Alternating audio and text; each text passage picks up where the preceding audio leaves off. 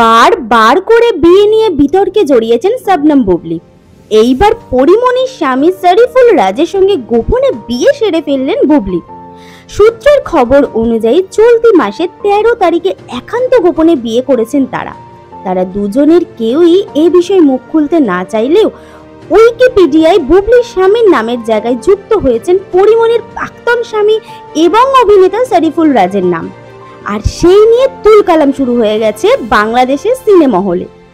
পরিমণির সাথে যথেষ্ট প্রেমের মাখামাখি সম্পর্ক ছিল শরীফুল রাজের, কিন্তু বর্তমানে তাদের মধ্যে বিবাহ বিচ্ছেদের মামলা চলছে বলেও চারিদিকে খবর আছে।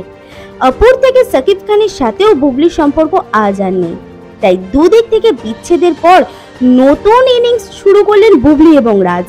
অপরদিকে পরিমণিও নতুন করে প্রেমে পড়েছেন বলে সিনেপাড়ায় খবর আছে, কিন্তু নিজের প্রাক্তন স্বামীর বুবলির সাথে সম্পর্কে জড়িয়ে পড়ার ব্যাপারে কোনো প্রতিক্রিয়া পাওয়া যায়নি পরিমণির।